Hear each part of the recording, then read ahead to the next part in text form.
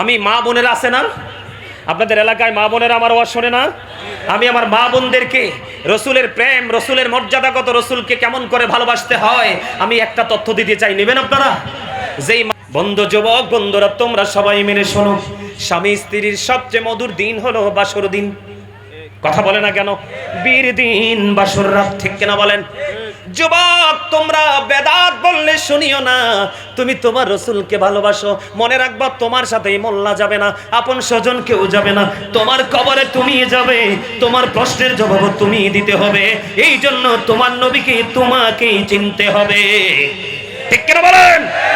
যুবক রে, তোমরা সবাই শোনো, বাসর রাত্রিতে হানজালা রাদিয়াল্লাহু তাআলা আনহুর বাসর চলছে, স্বামী স্ত্রীর মিলন বন্ধ হতে চলেছে। স্বামী স্ত্রীর মিলন হয়ে গেল। এই সময় যুদ্ধের ময়দান থেকে অত্যন্ত ভয়ঙ্কর তথ্য চলে আসলো। হযরতে হানজালা বিয়ে করেছে, বিবির সাথে বন্ধু বাসর হয়েছে। বাসর মানে তো সবাই বোঝেন, স্বামী স্ত্রীর ফিজিক্যাল মেলামেশা। এই মেলামেশার পরে বন্ধু গোসল করা ফরজ। বন্ধু আমার দিকে খেয়াল করেন, মদিনাওয়ালা কত দামি রে। ওই মোল্লারা যেই দুরুদের মধ্যে আমার নবীর নাম সবার আগে, যেই দুরুদের মধ্যে আমার নবীর নামও 4 বার, ওই ইব্রাহিম খলিলুল্লাহর নামও 4 বার, আমার নবীকে বাদ দিয়ে কেমন করে ওরা দুরুদ ইব্রাহিম নাম দিতে পারে আমার বুঝে আসে না, ঠিক কিনা বলেন? এবার বন্ধু হানজালা রাদিয়াল্লাহু তাআলা আনহু চলে গেলেন উহুদের ময়দানে। হানজালার বিবিও কিন্তু গোসল করে নাই। হানজালা রাদিয়াল্লাহু তাআলা আনহু তিনি গোসল করে নাই, দৌড়ে ছুটে চলে গেলেন। পিছন পিছন হানজালার বিবিও চলে গেলেন। যাইয়া বললেন, নবী গো, ও বন্ধু, আমার স্বামী কোথায়? রাসূলকে বললেন, রাসূল গো, আমার স্বামী হানজালা কোথায় গো? ও রাসূল, আমি আমার স্বামীকে খুঁজছি বন্ধু। উহুদের ময়দানে খোঁজাখুঁজির পরে দেখে হানজালার লাশ তো উহুদের ময়দানে নাই। কেমন করে থাকবে রে? ও বন্ধু, ও বন্ধু রে, জান্নাতের খাদেমরা হানজালার লাশ তো পৃথিবীর জমিন থেকে উঠাইয়া নিয়ে গেছে। জোরে জোরে কন্যা সুবহানাল্লাহ। হানজালার লাশ বন্ধু, ও বন্ধু, হানজালা যুদ্ধের ময়দানে নবীর প্রেমে এসে বন্ধু শাহাদাত বরণ করেছে। শাহাদাত বরণ করেছে। শরীয়তের আইন কিন্তু আপনি অমান্য করার সুযোগ নাই। কথা বলেন না কেন? শরীয়তের আইন হলো স্বামী স্ত্রীর মিলন হলো, গোসল তো করতে হবে। কিন্তু হানজালা তো গোসল করে নাই, হানজালার বিবিও তো গোসল করে নাই। মদিনার নবীর প্রেমে বন্ধু যুদ্ধের ময়দানে গিয়ে শাহাদাত বরণ করে ফেললো। এবার হানজালার বিবি যখন বলল, ইয়া রাসূলুল্লাহ, ইয়া হাবিবাল্লাহ, নবী গো, স্বামী আমার কোথায় গো? প্রাণের নবী যে একটা ডাক দিয়ে বললেন, হানজালার বিবি রে, তুমি উপরের দিকে তাকাও। এবার আকাশের দিকে তাকালেন, চেয়ে দেখলেন হানজালার লাশ আসমানের দিক থেকে জমিনের দিকে নিয়ে আসলো। এবার হানজালার বিবি হানজালার এই পবিত্র নূরানী চেহারার দিকে তাকিয়ে দেখলেন, ও বন্ধু, হানজালাকে যে জান্নাতের খাদেমেরা আরশের নিচের পানি দিয়ে গোসল করাইছে। ও বন্ধু, হানজালার বিবি নজর দিয়ে চাইয়া দেখে রে, হানজালার দাড়ি বেবে পানির ফোঁটা ঝরে ঝরে পড়ছে। ও গো নবী, নবী গো, ও প্রাণের নবী, আমার স্বামী তো গোসল করে নাই গো নবী, আমি দেখতে পাচ্ছি আমার স্বামী গোসল করা অবস্থায়। এবার হানজালার বিবিকে নবীজি একটা ডাক দিয়ে বলল, হানজালার বিবি রে, তোমার স্বামী তোমার রাসূলের প্রেমে তো জীবন দিয়ে দিয়েছে। এই জন্য আমার আল্লাহ আরশের নিচের পানি দিয়া জান্নাতি খাদিম দিয়ে গোসল করাইয়া জমিনে পাঠাইছে। জোরে জোরে কন্যা সুবহানাল্লাহ। আমরাও তো নবীর উম্মত, আমরা দুরুদ মিলাদ এগুলো তো তুলেই দিছি, কি বলেন? আসেনি? আসেনি?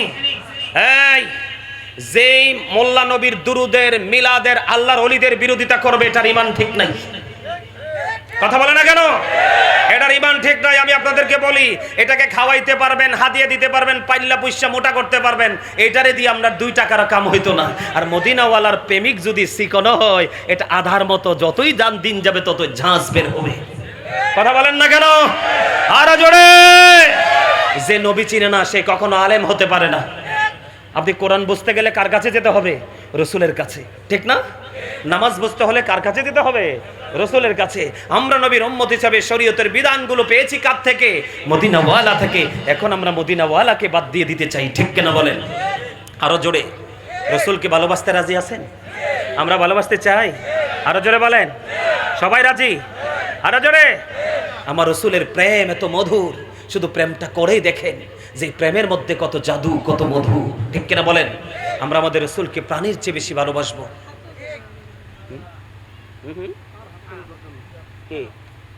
ঠিক আছে,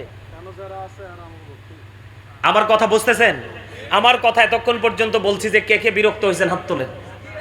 আচ্ছা এদিকে তাকান, এদিকে তাকান, আপনারা আলেমরা তাকান আমার দিকে একটু। কোরআনে যে আল্লাহ বলেছেন, দাদু ভাই একটু খেয়াল করেন, আপনারা আলেমরা যারা, কোরআনে একটা শব্দ খুব চমৎকার আছে, অত আজিরুহু অত আকিরুহু, আছে না নাই? হেল্প হিম এন্ড রেসপেক্ট হিম।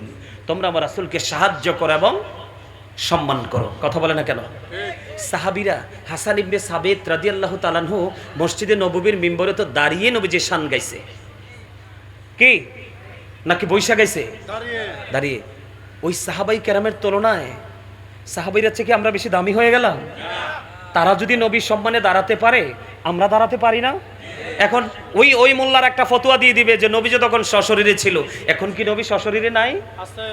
আল আম্বিয়াউ আহিয়াউন ফি কুবুরিহিম ইউসাল্লুন, আসেনিও?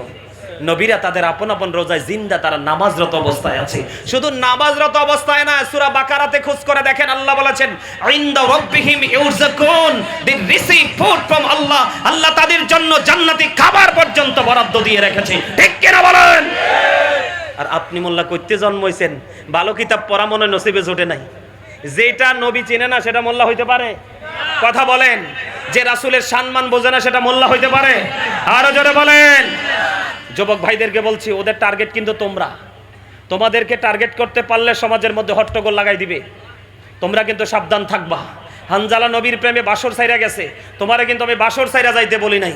তুমি তোমার সবকিছু ঠিক মতো করো, কিন্তু নবীর অপমান করলে সেটার প্রতিবাদ করো। কথা বলে না কেন? যে নবী চিনেন আমরা তার সাথে থাকবো, যে আল্লাহর ওলিদেরকে সম্মান করেন আমরা তার সাথে থাকবো, যারা সুবিধার জন্য এখন একটা বলে একটু পরে আরেকটা বলে আমরা তাদেরকে মূল্যায়ন করব? কখনোই। কি কি কর, অসুবিধা নাই তো? আমি তো সিদ্দিকী ভাইয়ের জন্য অপেক্ষাই করতেছি, আইলেই তো আমি নাম্মা যাবো, উনি আইলেই তো আমার ছুটি, ঠিক কেনা বলেন? আপনারা কি বুঝতে পারছেন? এই এখন আবার ওই যে কি জানি বলে, ওই আমাদের দেশে ওই যে কি জানি জানাজার পরে দোয়া করে না, দোয়া নিয়ে দুনিয়ার মারামারি। কথা বলেন না কেন? আরে জোরে। এখন হেরা সৈদির সাথে ফতুয়া দিয়ে, খেয়াল করেন, বোঝেন, বিবেক কাজে লাগাবেন, আবেগ না। আমি আবেগী মানুষ না, আমার দিকে তাকান, কারণ এখন আবেগ দিয়ে চলবে না তো। আপনারা ওরা সৌদি আরবকে ফতু হিসেবে দাঁড় করায়। সৌদি আরব তো ব্র্যান্ড পার্টি হয়, এটা কি কোরআন হাদিসে আছে? আমি নিজে দেখে আসছি মদিনায় যাইয়া, ও বৈধভাবে মদ খাওয়ার ভিআইপি পরিবেশ তৈরি। মদ কি হারাম না হালাল? আরে শুধু হারাম নেই, আল্লাহ কো ইন্নামাল খামরু ওয়াল মাইসিরু ওয়াল আনসাবু ওয়াল আজলামু রিজসুম মিন আমালিশ শাইতান। মদ, জুয়া, মূর্তি, ভাগ্যগণনা, গৃহস্থ শয়তানের কাজ। নাউজুবিল্লাহ বলেন। তো আপনি সৌদি আরব, আল্লাহ আমার রাসূল দেখাইয়া যায় নাই, আমাদেরকে দিয়ে গেছে কোরআন এবং হাদিস। কথা বলেন না কেন? সৌদিয়ানরা মুনাজাত ধরে না কেন জানেন? আর এখনকার তো ম্যাক্সিমাম ইয়াজিদ বাহিনীর দল। এখনকার কি মদিনায় গেলে মোটামুটি শান্তি পাওয়া যায়, কিন্তু মক্কায় শান্তি নাই। আমি নিজে যাই আইছি, আমি দেখছি এরা যেমনে পারে এমনি ধাক্কায় মারে, ধরে, কিলাই কন্যা সব করে, কিন্তু মদিনা হচ্ছে শান্তির জায়গা। আমিন কল। আমার দিকে ওদের ভাষা হলো আরবি ভাষা, মাতৃভাষা আরবি। ওরা ইমাম সাহেব বললে ওরা বোঝে, কিন্তু আমরা ইমাম সাহেবরা বললে আপনারা বোঝেন না। এই জন্য আমি যদি সারাক্ষণ পড়ি, এমনি যদি পড়তে থাকি, হাতরা এমনি শক্ত করে যদি পড়তে থাকে, রব্বানা যালামনা আনফুসানা ওয়া ইল্লাম তাগফির লানা ওয়া তারহামনা লানাকুনান্না মিনাল খাসিরিন, কিছু বুঝছেননি? আরে কথা কন, কিচ্ছু বুঝছেন? বুঝছেন? কিচ্ছু বুঝেন নাই। এখন এইটাতে দিলটা নরম হয় নাকি আল্লাহ গো আমার যিনি কবরে গেছে তাকে তুমি মাফ করে দাও, আল্লাহ আমিও তো আসছি, আমার গুনাহগুলি মাফ করে দাও, আমরাও যেন কবরের পথের যাত্রী পরিপূর্ণতা অর্জন করে যেতে পারি, সেই ব্যবস্থা করে দাও। এই কথাগুলো বলে দিলটা নরম হয় না? কারণ মানুষ তো এমনিই তো নোংরা হয়ে যাচ্ছে, ইসলাম থেকে দূরে চলে যাচ্ছে। আমাদের আলেমদের কাজ হলো মানুষকে কিভাবে আকৃষ্ট করব, তার হৃদয়ে টাচ করে কিভাবে আমরা ধর্মের দিকে ধাবিত করব, সেটা করা আমাদের দরকার। কিন্তু আমরা সেটা না করে আমরা ফতুয়াবাজি করে করে মানুষকে শক্ত করে দিচ্ছি, ঠিক কিনা বলেন? আপনারা দোয়া করবেন, কোনো ফতুয়া শুনবেন না। যদি সে ফতুয়া দেয় নাই, আপনি বলবেন কোন কিতাবে নাই উল্লেখ আছে দেখান, দেখবেন মোল্লা গাঁটটি ফালাইয়া দৌড় দিবে। কথা বলেন না কেন? আরে জোরে। আপনার ব্যক্তিগতভাবে ভালো না লাগলে আপনি করেন না, ঠিক না? ঠিক। আরো জোরে, আরো জোরে। আবার কয় 5 দিনে 40 দিনে বা মৃত্যু ব্যক্তিদের জন্য খাবার খাওয়ানো জায়েজ না। আচ্ছা সারা বছর জায়েজ হইলে মানুষ মরার পরে খাওয়াইলে এটা না জায়েজ কোন কিতাবে আছে? ওই আমরা সবে বরাতে হালুয়া রুটি খাই, কিও সারা বছর হালুয়া রুটি খায়, মোল্লারে দাওয়াত দিলে মোল্লাও খায়, কিন্তু সবে বরাত আইলে বলে এটা বেদাত।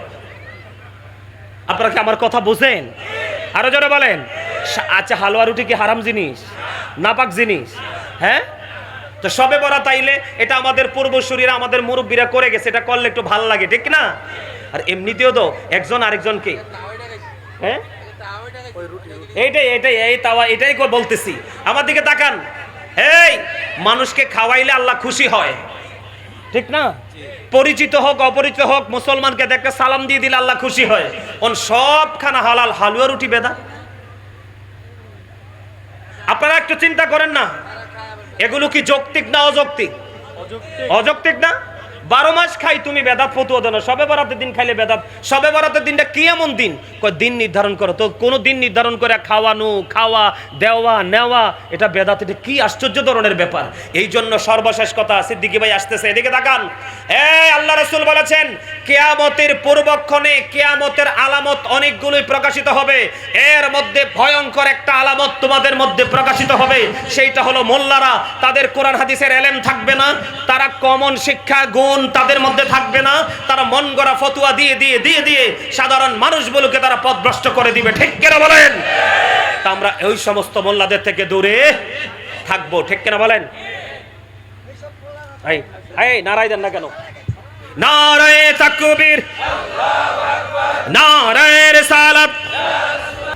এই তো যে সুন্দর নূর নবীজি, নামটি মধুমাখা,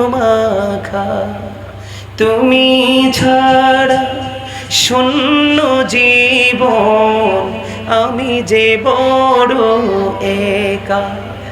বলেন এই তো যে সুন্দর নূর নবীজি, নামটি মধুমাখা, তুমি ছাড়া শূন্য জীবন, আমি যে বড় একা। পথ যে আছি আমি, বলেন পথ যে আছি আমি, কবে দিবা দেখা। এই তো যে সুন্দর নূর নবীজি, নামটি মধুমাখা, প্রেমিকী ছিলেন হাবশীর বেলাল, চেহারা তার কালো, হৃদয় জুড়ে ছিল গো রাসূল তোমার প্রেমের আলো। বলেন প্রেমিকী ছিলেন হাবশীর বেলাল, চেহারা তার কালো, হৃদয় জুড়ে ছিল গো রাসূল তোমার প্রেমের আলো। নবীর প্রেমে ইতিহাসে এই নামটি আছে লেখা। এই তো যে সুন্দর নূর নবীজি, নামটি মধুমাখা,